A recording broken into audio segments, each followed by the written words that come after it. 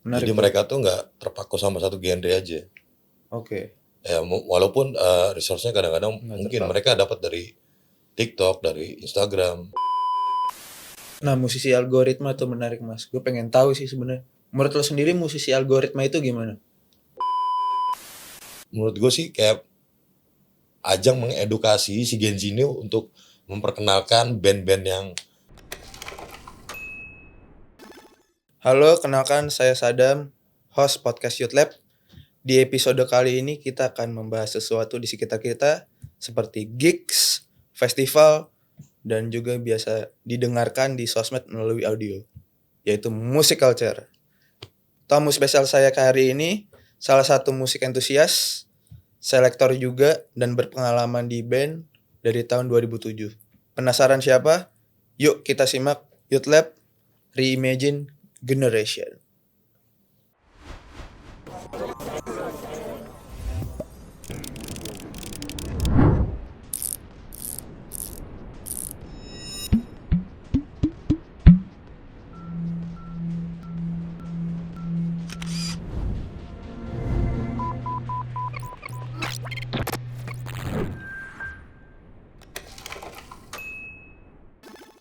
Halo Mas Bongki, apa halo, kabar? baik dong. Kan dari pengalaman lo di band kan udah dari 2007 tuh Mas. Ya, Boleh diceritain sedikit nggak?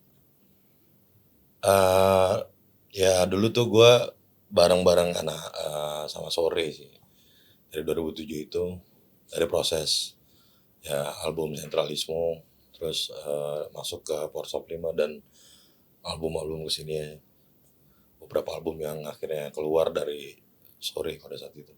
Dari 2007 tuh ya Mas. Hmm. Apa sih pembedaan sama yang generasi sekarang Mas kira-kira? Wah, dulu tuh sangat beda banget sama sekarang ya. Dulu itu eh susah apa? Semuanya tuh rada benar-benar nggak segampang sekarang. Hmm. Dulu tuh dari proses bikin albumnya aja, ngetiknya aja tuh udah benar-benar yang benar-benar organik ya. Kita cari semuanya tuh sendiri. Sampai yang kita libatin siapa itu cuma sendiri juga gitu. Dari teman-teman juga gitu.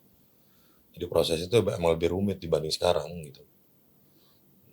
Dulu tuh kayak kita harus berhari-hari di studio yang nggak jelas gitu jamnya untuk nge-create album ini gitu. Beda dibanding sekarang yang cuman kayak lo bisa buat sesuatu itu musik gitu bisa bisa dari rumah gitu segampang itu sekarang. Ada mungkin ada sarananya mumpuni sekarang dan semuanya sosial media udah mendukung gitu. Lebih mempermudah ya kalau yang zaman sekarang ya Wah, Mas? lebih memperoleh banget sih kalau menurut gua. Oke. Kan akhir-akhir ini ada Record Store Day tuh Mas ya. Oh Dan iya, lo juga kebetulan ya main kemarin ya. kemarin main juga. Apa yang lo lihat Mas dari pengisi acara sama yang datang? Gen Z itu hadir juga nggak Mas? Kemarin yang gue lihat sih Ya. lumayan rame ya hari pertama karena kebetulan gue main hari pertama itu kayak ajang memang tempat kumpulnya para penikmat apa kolektor terus eh, penikmat-penikmat rilisan fisik lah Mm-mm. ngumpul di situ. Mm-mm. Tapi juga gue lihat ada beberapa Gen Z yang memang menarik gitu ya.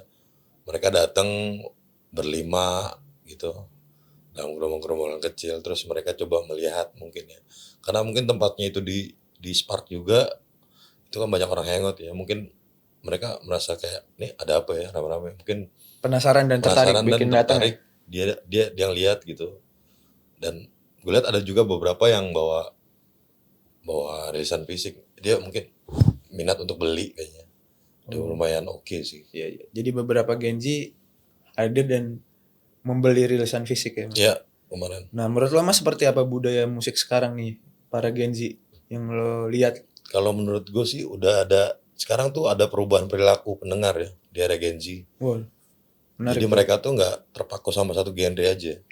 Oke, Ya walaupun resource-nya kadang-kadang nggak mungkin terpaku. mereka dapat dari TikTok, dari Instagram yang notabene itu cuman berapa menit gitu. Musik yang di scroll di TikTok TikTok. itu dia dapetin cuman karena viral atau menarik di di kuping dia, terus dia kulik siapa itu penyanyinya dan dia suka dari situ mungkin. Jadi dari TikTok ya dia Ya ngelihat. lebih banyak dari sosial media sih kalau sekarang. Nah, kebetulan Mas Bongki, sesuai topik ini kita ada hasil street interview. Oke. Penasaran? Yuk kita tonton. Hai semuanya, nama aku Nabila dari Universitas Mercu Buana. Kenalin, nama aku Amanda. Iya sama, saya kuliah di Mercu juga. Aku Aulia. Genre random jujur kalau aku ya. Aku pribadi random sih kayak apa aja. Kalau lagi pengen dengerin pop ya pop. Kalau katanya? Kalau aku juga nggak spesifik, tapi akhir-akhir ini lagi dengerin ya pop, itu lagi suka lagunya Taylor Swift yang baru. Iya. Aku random aja sih sebenarnya, nggak ada yang jadi patokan. Iya, TikTok. Ya TikTok kadang kan kayak dari sound-soundnya gitu sih. Nah, tanggapan lo gimana tuh Mas dari hasil video street interview tadi? Si anak muda tadi nggak tahu genre apapun, tapi taunya TikTok. Tapi yang dia tahu yang lagi viral, dia bilang Taylor Swift gitu. Ya. Ya menurut gue sih memang perkembangannya aja sih ya yang sekarang kayak seperti itu. Perkembangannya.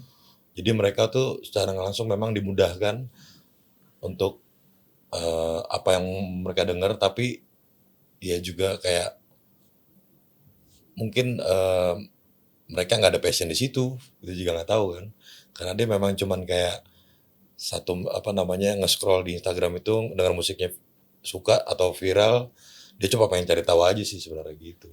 Jadi emang yang lagi viral aja yang didengerin. Ya karena acuan mereka tuh ya sekarang sosial media sih sebenarnya. Kalau Walaupun dilihat. dia nggak tahu genrenya apapun gitu Ya itu makanya dia lost genre kan, dia nggak terpaku sama satu genre kan. Jadi mereka ya kalau emang kebenaran yang viral lagi pop ya pop, kalau memang viral lagi ya dangdut ya dangdut gitu. Jadi bebas aja ya, Bebas aja, nggak ada genre sih. nggak ada genre kalau di Gen Z tersebut. Iya. Oke. Nah, Mas ada nggak sih anak Gen Z zaman sekarang yang terinfluence sama satu band, akhirnya buat band gitu? Wah itu menarik sih. Nah, Ya di era-era 90-an itu kan ya dulu Nirvana itu kan kebentuk dari garage band kan, fighter gitu-gitu kan. Memang dari garasi band lah ibaratnya. Ya mungkin kalau sekarang udah beda gitu. Udah jarang orang yang memang kalau ngelihat pertunjukan live-nya satu band itu gue pengen jadi dia nih, gue pengen Iya. ngeband gitu loh. Ya mungkin sekarang ada mungkin beberapa gitu anak-anak SMA yang masih kolektif buat patungan sewa studio gitu. Mungkin tapi nggak banyak kayak dulu sih kayaknya. Sekarang lebih ke ya mereka karena lebih nggak bisa lepas dari sosial media hampir 18 jam sehari kan. iya, iya. Jadi ya itulah. Jadi budayanya hilang nggak, Mas? Ya Kan kalau dulu kan sampai ngeliatin stylenya gitu, fashionnya. ya mungkin sekarang lebih ya dibilang hilang, mungkin ada beberapa yang masih menjalanin karena juga influence banyak juga kan yang mereka dapat, nggak semuanya dari sosial media. Mungkin dari buku, dari apa yang lain gitu. Nah, tapi memang sekarang lebih condong ke ya memang ke algoritmanya gitu loh dari TikTok itu sendiri, karena dia tuh kalau lo concernnya sama satu musik itu kan dia bakal muterin teman-teman yang lain untuk di algoritma itu kan. Nah, musisi algoritma tuh menarik, Mas. Gue pengen tahu sih sebenarnya. Menurut lo sendiri musisi algoritma itu gimana? Ya musisi algoritma tuh kalau menurut gua ya kebentuknya memang mungkin karena awalnya kita kemarin kena pandemi gitu. Mereka create itu dia punya hobi yang sama mungkin di musik gitu ya.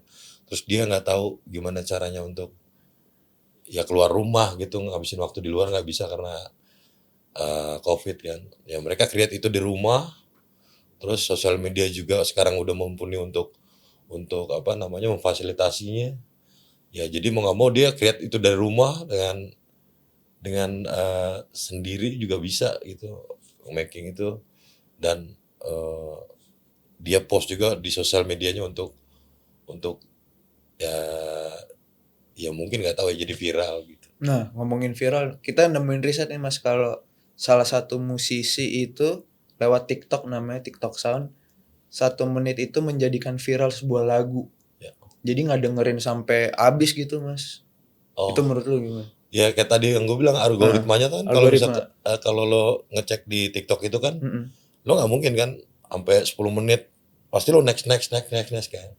Nah di situ mungkin dia ngambil momentum itu untuk kayak ya kita nggak usah bikin lagu terlalu panjang mungkin. Hmm. Yang penting tuh di 1 menit pertama itu lirik atau ambience dapat gitu loh, dan orang tuh suka. Ya mungkin seperti itu mereka create-nya sekarang ya. Jadi biar akhirnya orang suka dan nge-like banyak dan akhirnya viral sih menurut gue sih gitu. Berarti emang ngincernya viral. Ya, Tapi kan belum tentu berhasil tuh. Mungkin salah satu doang yang berhasil ngehook bikin 1 menit awal gitu Mas. ya ada riset yang gue baca tuh dia memang nyiapin itu untuk dia Oke. dia bikin lagu lirik yang sedih gitu. Hmm. Dia nggak viral gitu. Tapi dia coba bikin lagi dengan ngadu model-model lirik yang lain yang sedih juga. Dia terus berusaha untuk viral sih. Berusaha untuk viral. Iya. Jadi trennya untuk Gen Z itu sekarang lebih ke sana tuh yang 1 menit viral. Ya, lebih seperti itu sih kalau menurut gue sih. Nah kan tadi kita sempat ngebahas festival Record Store Day itu ada Gen Z-nya ya Mas ya. Ya. Beberapa festival kan banyak ya Mas. Mungkin lu udah berpengalaman lah, ada ya you name it, ada Joyland, ada Java Rock and Land segala macem. Yang lo lihat Gen Z itu dengan kehadiran festival yang banyak ini gimana? Ya, menarik sih. Jadi Iya menarik. jadinya gini, jadi kayak festival-festival ini kan banyak sekarang berlairan ya. Maksudnya dengan konsepnya masing-masing yang semenarik mungkin untuk orang datang gitu. Iya beda-beda. Beda-beda. Nah, ini menurut gue sih kayak ajang mengedukasi si Gen Z ini untuk memperkenalkan band-band yang mereka tuh nggak kenal cuma dari TikTok doang sih sebenarnya. Kayak bisa kayak mereka tuh bisa ngeliat konsepnya White Shoes and Couple Company, The Adams. Mungkin dia bisa ngelihat Nasi Daria, dia bisa ngelihat Aji Roma Irama mungkin yang notabene itu pada saat itu dia belum lahir di zamannya gitu loh. Ya kapan lagi mending nonton di festival itu kan. Iya. Jadinya si Gen Jadi Z. kayak mengedukasi nih si festival ini sendiri gitu loh, si Gen Z-nya. Jadi lebih mengedukasi si Gen Z di Ya kalau salah menurut satu gue tuh festival itu. ya festival ini kayak mereka teredukasi juga, ternyata ada band ini ya bagus gitu loh dia ya, yang Indonesia punya gitu. Selain ya sekarang kan banyak munculan musisi algoritma kan. Jadi dia kayak diperkenalkan ke belakang lagi ke era-eranya 90-an 2000 gitu, bahwa banyak band bagus yang lahir di Indonesia gitu. Ya. Kalau gue misalkan nonton festival, gue suka satu lagu misalkan Peter Pan, gue pasti digging dulu tuh Mas ke Spotify. Ya. Nah, untuk ngebahas lebih kayak peran si platform musik yang banyak bermunculan untuk anak muda Gen Z terutama Ya. Makin bisa explore lebih nggak menurut lo Mas? Oh banget. Banget ya? Ya banget. Gimana Nah, menurut lo? iya dia bisa mengeksplor banget ya musik yang dia mau dan dia suka gitu. Tapi juga harapan gue sih dia bisa ngelihat Ya, harapan apa? nggak musik sekarang gitu. Kalau di platform media platform musik itu kan banyak lagu-lagu yang ya 90s, 80-an juga ada gitu, 70-an ada. Ya harapan gue mereka bisa teredukasi untuk ngelihat band-band sebelumnya, buat ya bukan jadi influence juga sih, maksudnya minimal mereka tahu lah bahwa ada band-band tahun 70, 80, 90 Yang masih yang bagus-bagus bagus-bagus juga gitu loh. Harapan lo gitu ya bisa Ya. dapat referensi band dulu juga. Ya, mungkin algoritma ada ininya, ada bagusnya juga untuk kayak ya mengedukasi mereka untuk melihat lebih ke belakang gitu loh, bukan lebih ke depan lagi gitu. Oke. Dari misalkan musisi kontemporer nih Mas ya. Zaman sekarang itu ngembandang musiknya itu sendiri gimana? Nah, kontemporer sih kalau menurut gue Mhm. memang dia pasti ada tempatnya di hatinya lah ibaratnya, yang memang dia udah lama berkecimpung, kayak dia udah punya 3-4 album gitu, yang nggak terpatok sama sekarang viral sendiri, dia nggak mau ikutan gaya sekarang juga, ya itu kontemporer gitu kan. Mereka tuh benar-benar serius bikin ya minimal EP kan, extended play-nya, dan LP-nya juga ada gitu. Ya band-band kontemporer banyak lah dari era-era 2000-an. Apa dia beradaptasi juga dengan musisi algoritma yang Genji lakuin Mas? Apa tetap stay dengan yang biasa dia lakuin aja? Ya mungkin ada beberapa yang memang ngelakuin juga sih untuk dia tahu kondisi sekarang tuh memang beda dari zaman dulu, si musisi kontemporer ini gitu. Oke, berarti si musisi Gen Z ini tetap ngelakuin tren tersebut ke depannya Mas menurut lo? Dengan Kalau algoritma maksudnya ya semenit mungkin awal ya untuk jadi sementara ini viral. memang lagi marak ya musisi algoritma. Mungkin kita nggak tahu perkembangan musik nanti gitu ya. Dia kan bakal berevolusi terus kan. Ya mungkin kita lihat sekarang musisi algoritma tuh lebih up, dan dia lebih gampang naik dan gampang juga jatuh gitu. Dan itu keadaan yang memang sekarang tuh lagi happening aja. Ya mungkin kita nggak tahu 5 tahun atau 10 tahun ke depan. Sekarang kan teknologi udah ada AI juga kan. Kita nggak tahu, mungkin nanti konsepnya udah bukan lebih ke ini lagi, lebih ke hologram mungkin musiknya, atau dengan orangnya, dengan tampilan musiknya kita bisa lihat konsernya itu nggak cuman orangnya utuh gitu.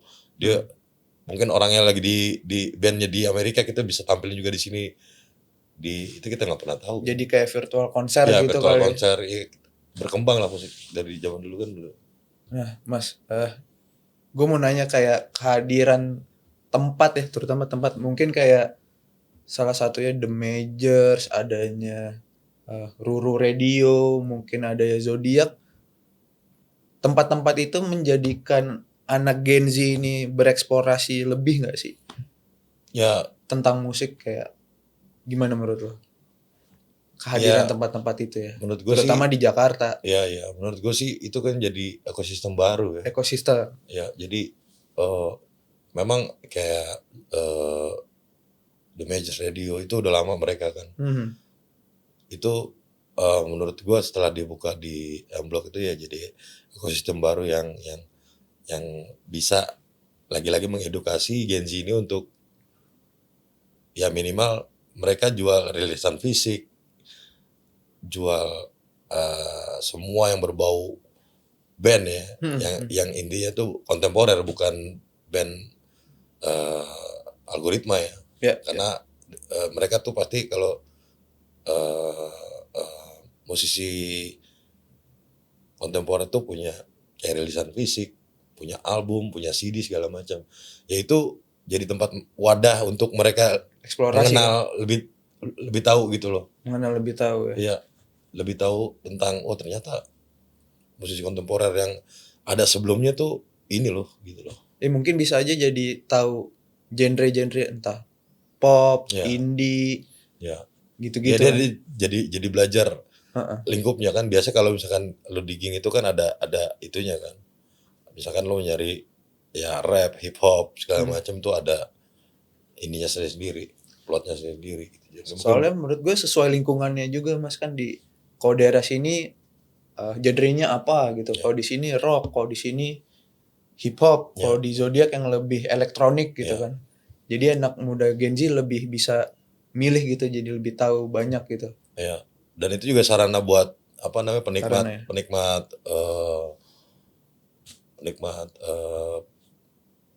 musisi kontemporer sih yang memburu rilisannya, memburu CD segala macam buat apa ya? Mereka tetap ada gitu loh. Tetap ada penikmatnya gitu. Ya gue sepakat sih yang tadi lo bilang. Jadi ada ekosistem dengan tempat-tempat tersebut ya. Iya. Biar Gen Z tetap bisa explore gitu ya. Iya. Nah, gue pengen nanya nih Mas. Menurut lo di setiap segmen kita kan ada reimagine generation. Iya. Kita dari tadi udah ngebahas musik. Mungkin bisa dikasih pendapat lo reimagine generation tentang musik itu sendiri gimana Mas? Oke, kalau menurut gue sih perkembangan musik pesat ya. Kita nggak tahu 5 sampai 10 tahun ke depan ya. Ya mungkin buat Gen Z jangan capek untuk mengulik kekayaan musik Indonesia. Kita nggak kalah dari musik luar kok. Kita dari tahun 50 itu udah ada karya yang dihasilkan dari Indonesia gitu.